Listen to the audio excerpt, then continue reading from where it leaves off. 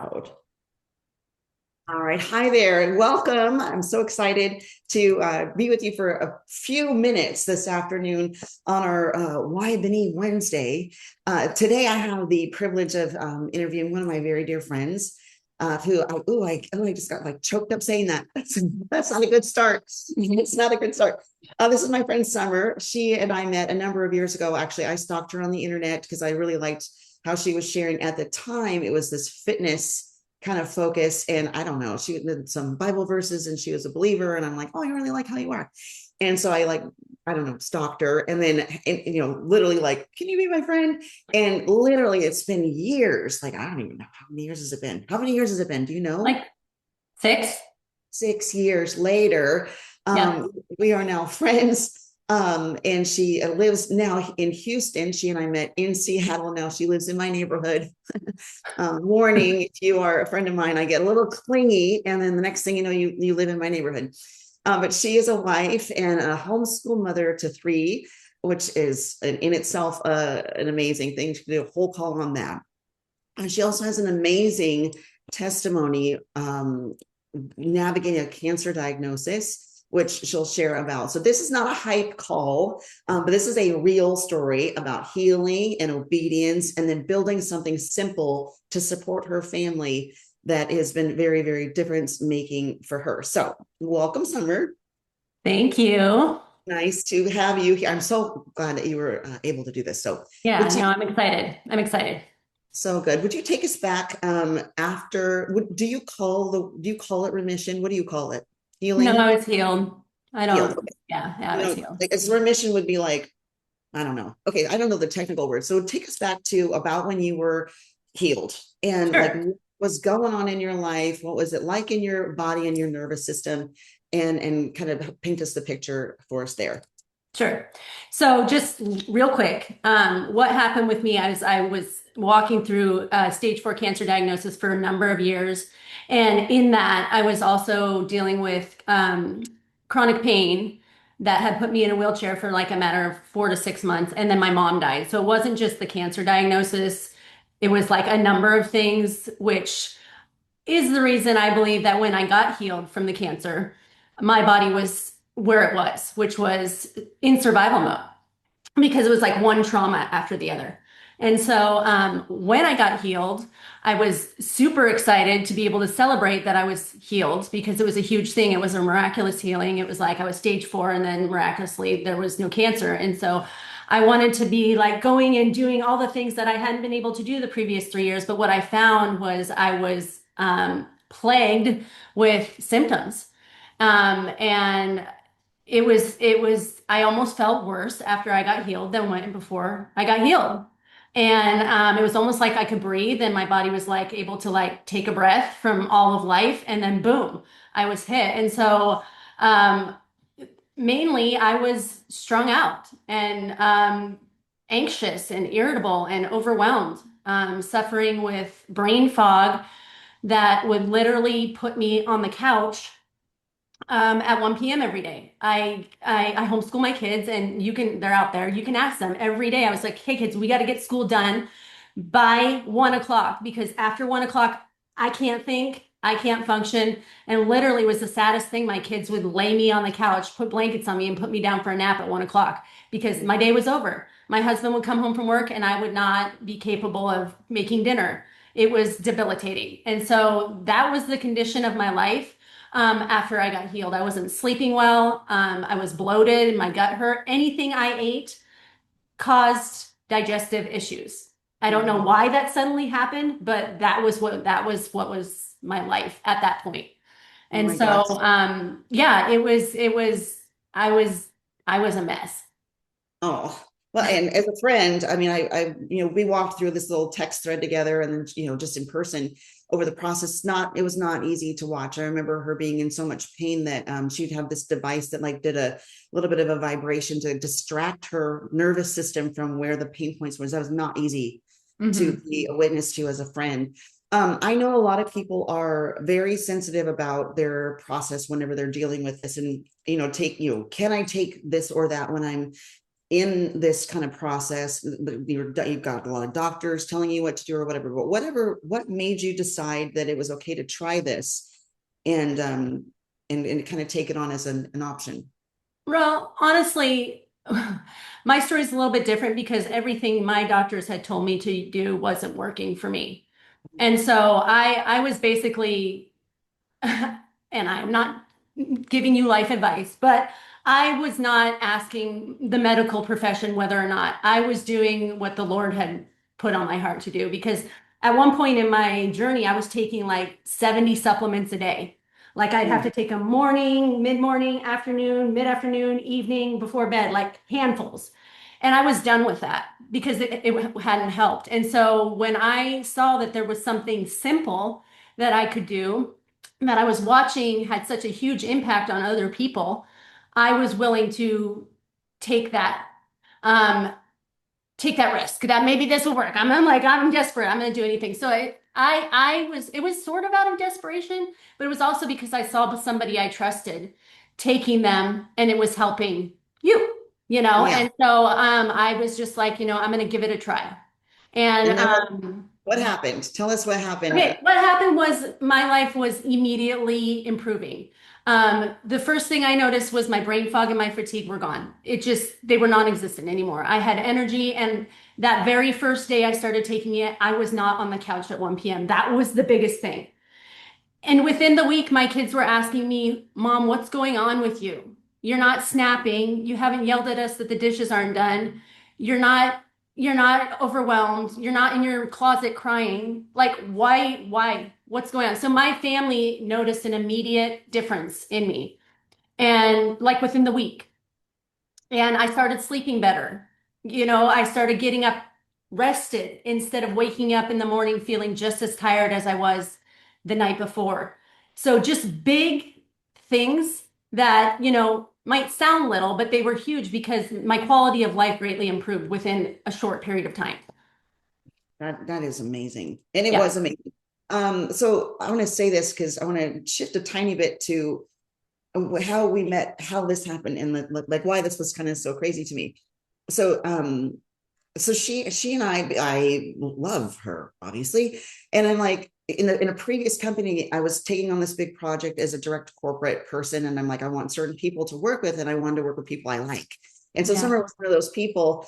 And although she had sort of dabbled a little bit in sharing things, she was not like a gung ho, I'm going to do the thing, but did come on. And I remember along that process, we lost the flavor profile for a product that we liked. And it was like it wasn't super compelling. But it was like good. I thought it was palatable. And I remember they changed the formulation, and I opened the bag and I got this waft of chemical storm smell. Yeah. And I was like, oh no, am I a hyper smeller? And so there's two people that I rely on their opinion. And one of them is Summer. I know she's not gonna lie to me. She's not. And so I text her, and I was standing in front of my coffee pot. Literally, this is clear as day. I can see it now. And I was like, hey, did you try the new flavor of this? And what was your response? I told you that I did, and I threw it in the trash. Yeah, she said I Yeah, threw it. I could not do it. She said I put it right in the garbage. I was like, oh no. And I just kind of knew I could not palate sharing something again. So unfortunately for the pair of us, that was not the first disappointment. It was the first part of the disappointment. And then that kind of unraveled. And so she and I, even though we know that we want to help people, we care about wellness or whatever, we were both pretty resistant to engaging Mhm. this and sharing. So would you share a little bit about what compelled you to take this on? Because I didn't even want to ask you because Right. I knew. I was like, I'm not gonna do that to you. Right. Yeah. What Yeah. And I could compelled tell you really didn't want to ask me either. It was fine. It was fine. uh, But no, so I started in June, and I just was like, I'm going to commit to taking these two products. It was just the two products at the time every day, and just seeing the quality of my life improved. Even it kept getting better. It didn't just, the first week was great, but then it kept getting better, and my gut started healing, and everything, like I could feel my nervous system. I was calmer. I wasn't reacting to my kids. I was, just it kept getting better and better. Um, that I just started to have this sense that if I didn't share this, then I was keeping something really good from people. That's what I felt like. Like I wasn't thinking I'm going to start a business and I'm going to, blah blah blah. I just was like, man, if I don't share this, then possibly other people who are feeling the way I felt won't get the help they need. That's how I felt. And so that was compelling to me to like start talking about it. And so I started talking about it. I think it was September or end of September. So I drank it for 4 months. I took the capsule for 4 months and then I was like, I can't just keep keeping this to myself. So that's what can compel me. Yeah. Yeah, it turned. Whenever I had my own welcome call with Cassandra, who shared me the product, and I met Judy, and I wasn't trying to build the business, but it ended up being this kind of surprise, meet the CEO. I actually thanked her in tears, similarly feeling like I know how much this has helped me. Like, I'm so grateful that you were willing to put this together. They did 200 formulations before they got to where we got. Right. And I was just beyond grateful. And you were one of probably the one that really solidified this for me. It felt like more like obedience. Like if I don't say this, share this, what if somebody like Summer doesn't get what they need? And I Yeah. never like to be duty, obligation, and responsibility. Like I feel, I don't know, I'm in a season where I'm like, I don't want to be compelled to do anything, but there is just something about knowing you can help people and then taking the next right step to do that. And that does feel like duty, obligation, and responsibility in the most aligned way. Right. So that's been amazing. So why, obviously I know your process, I've watched your process, but what I think is important about you, and I would love for you to share, is that you engage this the way we do, and then you made a shift to following a system that we have inside of our team. And your growth from 0 to 12,000 followers on Instagram, or 26 some odd thousand on, I don't even know how you do that on Facebook, is kind of phenomenal, especially because most of us now know we have to build a presence online if we want to share effectively. Right. So would you share a little bit about that, like your approach to it, when and your kind of thoughts about how that went with you? Sure. Yeah. So at first, I just started sharing on Facebook because there were those, I didn't really have an Instagram account that I didn't really have anybody on Instagram. So Facebook were the people that had shared my whole cancer journey with along the way. So I'm like, I'm just going to share on Facebook. And so I think I don't know, I had like 2,000 friends and maybe like 4,000 followers on Facebook. And so those were the people I started sharing with at first. And that's where my business grew out of because those people had already known me, liked me, loved me, trusted me, right? And so they were like, wow, because I had shared my journey all along the way. But there came a point where I was like, okay, I'm reaching these people on Facebook and I know there's millions of people in this world who are stressed out, struggling with cortisol, have gut issues, aren't sleeping, post-COVID people, right? And I want to reach more people. And so I decided to start an Instagram account. And at first I just dabbled. Like I didn't know what I was doing. It was like I just started messy. I'm like, I'm just gonna start posting. I'm like, looked at what other people were doing. I'm gonna try that. And it was sort of like me just like floundering my way through trying to figure out Instagram. And then I found out that we had like a system, and it was so great to know there was something in place that I could follow step by step to grow an Instagram account that worked. And so even after finding out about that, I sort of just dabbled still. I'm like, okay, I'm going to follow this, but instead of 3 reels a day, I'm just going to post one. And, I tried that, because I'm sort of like that. I'm a rebel. I'm like, not going to do what you say. I'm just going to try it my way. And then it doesn't work. Okay, maybe I should do it your way. So once my Instagram account grew a little bit, it grew to like 2,000 in like 7 months. So a little bit of people. But I finally had a conversation with Cass, who helped create these systems. And she told me to put my nose down and do what the system told me to do. And so I just decided I was going to follow the systems that we have in place and use my Instagram account sort of as a science experiment. Look at what's working, look at what's not, create what's working, don't do what's not, just follow the steps and not give up. And I just started doing that. And I started doing that in, I think October, this last October, I was getting ready to move, right? So it's only been like 4 months, 5 months. But I just decided I'm going to do the things. It really doesn't take a lot of time because when you follow the steps, it's like, you can do it in 20, 30 minutes a day. And I was going to do that. So I just started doing that. I started following the steps and my Instagram account started growing. And so between starting in October and now it's grown to 12,000. So 10,000 people in a couple months, which I think is great because it's organic growth. I'm not using paid ads. I'm just following simple steps that anybody can do and it's working. Oh my gosh, that is just literally amazing. Yeah. And one of the issues in our industry is like, I don't want to bother friends and family. And this helps you to create awareness. And we look at it like a funnel, like you've got to have enough people walking through your door in order for you to share what you have and find people who could benefit from that. Yeah. And then, make a difference with them. And so for the average person to see something like, and you're not the only one. I'm actually, because of you too, I'm cleaning up my own process and seeing growth in my own account. Same with Cass. And then there's a handful that have just really nailed it. And it's not, like you said, it's not just doing it when you feel like it. It's not just doing it the way you want to. It's really Right. following it as it's intended or designed with some real integrity. So that has been so phenomenal to watch you develop.